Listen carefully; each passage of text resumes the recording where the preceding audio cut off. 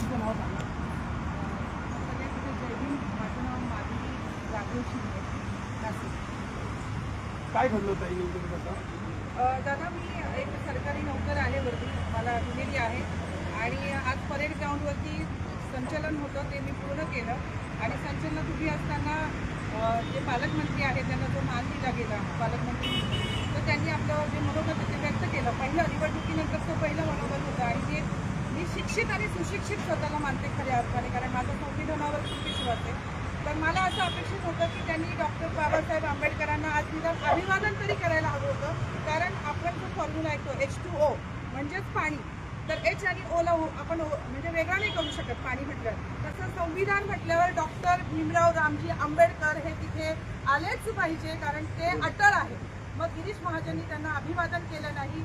जे उपटसुंबे काल परवा त्या संविधानामुळे इथे आले, उपटसुंबेच म्हणेल मी, ज्यांना अक्कल पण नाहीये, अशा लोकांचा 4-4 वेळेस त्यांनी तिथे प्रचार केला. पण बाबासाहेबांना साधं अभिवादन पण केलं नाही. हा जातीयवाद आहे, निव्वळ जातीयवाद.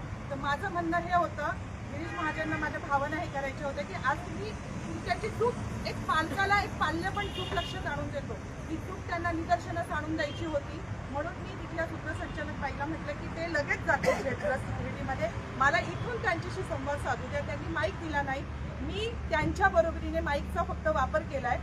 तो पण मला हक्क संविधानाच्या दिवशी संविधानाने दिलेला आहे की प्रजासत्ताक दिनाच्या दिवशी वर्दीवाला असू दे किंवा कुठलाही सरकारी कर्मचारी असू दे, त्याला त्याचं मत मांडण्याचा लोकशाहीमध्ये अधिकार आहे. त्यामुळे मी कुठला गुन्हा केला नाही. मग मी डॉक्टर बाबासाहेब आंबेडकरांचा त्यांनी केला नाही, परंतु मी दूरदृष्टीची, शिकलेली, सुशिक्षित झालेली महिला आहे, म्हणून मी बाबासाहेबांचा तिथे सगळ्या जे कोणी प्रेक्षक किंवा पब्लिक आले होते त्यांचा मी जय जयकार केला. त्याच्यामुळे मला पोलिसांनी गाडीत बसवलेलं आहे. आणि मला असं वाटतं की हा मग अजेंडा आहे बाबासाहेबांना आणि त्यांच्या अनुयायांना आणि त्यांच्या समाजाला संपवण्याचा. आणि माझी आता मागणी आहे की गिरीश महाजनांना कितपत त्यांचं योग्य वाटलं वागणं माहीत नाही, परंतु त्यांनी अॅट्रॉसिटी त्यांच्यावर दाखल करण्यात येईल असा गुन्हा त्यांनी केला आहे. त्यांनी जातीयवाद निदर्शनास आणून दिलं आणि आता मला समन्स देत आहे, म्हणजे मी गुन्हेगार आणि ते तारळहार झाले.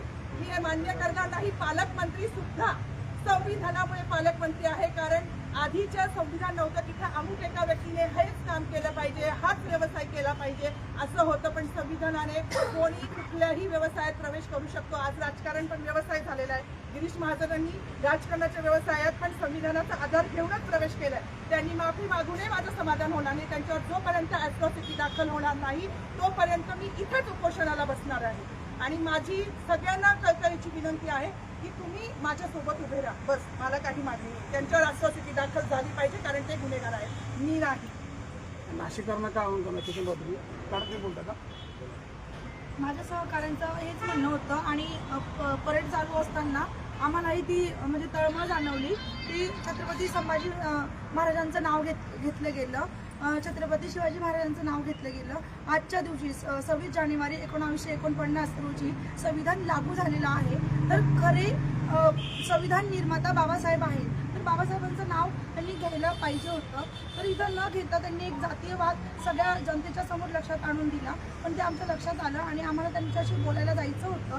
ताई रीतसर गेल्या, आमच्या मॅम रीतसर गेल्या, पण त्यांना ते माईक त्यांनी अलाव केलं नाही, म्हणून त्यांना तिथे बाबासाहेबांविषयी घोषणा द्याव्या लागल्या.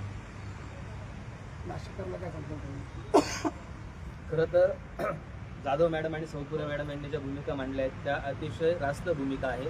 ज्या ठिकाणी हा प्रजासत्ताक दिनाचा कार्यक्रम पार पडला त्या ठिकाणी या दोघीही ड्युटीवरती होत्या आणि ज्या पद्धतीनं नाशिकमध्ये गिरीश महाजन यांनी डॉक्टर बाबासाहेब आंबेडकरांचं नाव न घेता तमाम आंबेडकरी प्रेमींची तिथल्या संविधानाची जी कलम आहे त्याचं जे उल्लंघन केलं आहे, आमच्या ज्या भावना दुखवल्या आहेत, म्हणजे तिथं उपस्थित असणाऱ्या सर्व लोकांचं तेच म्हणणं होतं, परंतु ताईंनी प्रातिनिधिक स्वरूपामध्ये ते मांडलं. आमच्याही त्याच भावना होत्या, ताईंनी प्रातिनिधिक स्वरूपात त्या मांडलेल्या आहे आणि त्या रास्त भावना आहेत. आज प्रजासत्ताक दिन आहे, ज्या संविधानामुळे या देशाला स्वातंत्र्य भेटलं, ज्या संविधानामुळे हा देश प्रजासत्ताक झाला, एक रिपब्लिकन नेशन म्हणून उदयास आला, त्या देशामध्ये जर भाषण देताना इथं संविधानिक पदावरती बसलेला एखादा मंत्री जाणीवपूर्वक म्हणजे जर समजा अनावधानानं नाव राहून गेलं असतं तर आम्ही समजलं असतो. म्हणजे झोपलेल्याला जागा करता येतं पण झोपेचं सोंग घेतलेल्या जागा करता येत नाही. तसं गिरीश महाजननं झोपेचं सोंग घेऊन डॉक्टर बाबासाहेब आंबेडकरांचं नाव घेतलेलं नाही हे आमच्या निदर्शनास आल्या कारणानं ताईंनी त्या ठिकाणी आवाज उठवला. आता ताईंना सरकारवाडा पोलीस स्टेशन या ठिकाणी नजरकैद करण्यात आलेला आहे आणि उलट पक्षी गिरीश महाजनांवरती कारवाई करायला पाहिजे. एखाद्या डिपार्टमेंटमधल्या माणसाचं म्हणणं ऐकून न घेता तुम्ही मंत्र्यांची जर लांगुल चांगुल करत असाल, मंत्र्यांच्या मागं पुढं फिरून जर मंत्र्यांसोबत राहत असाल तर मंत्री 5 वर्षानं बदलतो, अधिकारी कायम असतो, तो संविधानिक पदावरती त्याच्या शिक्षणानं पोचलेला असतो. आणि म्हणून माझं डिपार्टमेंटला आव्हान असेल, पोलीस प्रशासनाला आव्हान असेल की तुम्ही या दोन्ही कर्मचाऱ्यांना समज देण्यापेक्षा आज वंचित बहुजन आघाडीचे, संभाजी ब्रिगेडचे, आमचे सर्व रिपब्लिकन पक्षांचे, डॉक्टर बाबासाहेब आंबेडकरांना मानणारे सर्व कार्यकर्ते या ठिकाणी जमलेलो आहोत आणि आमची ही मागणी आहे की या 2 कर्मचाऱ्यांच्या पाठीमागे आम्ही ठामपणे उभे आहोत. गिरीश महाजनांनी फक्त दिलगिरी व्यक्त करू नये. गिरीश महाजनांनी इथंही सरकारवाड्याला त्यांचे काही चाटू पाठवले होते आणि सांगितलं होतं की बाबा रिपोर्टिंग करा काय चालू आहे. जेव्हा त्यांना कळलं की इथं वंचित बहुजन आघाडी आणि सर्व कार्यकर्ते या ठिकाणी उपस्थित आहेत, त्या ठिकाणी गिरीश महाजनांनी माफी मागितली आहे. परंतु माफी ही आमच्यासाठी पुरेशी नाही आहे. गिरीश महाजन यांच्यावरती पोलीस प्रशासनानं अॅट्रॉसिटी अंतर्गत तमाम आंबेडकरी प्रेमींच्या भावना दुखवल्या आहेत, संविधानाचं विटंबन केलं आहे. त्या दृष्टीनं गिरीश महाजनवरती अॅट्रॉसिटी दाखल झाली पाहिजे.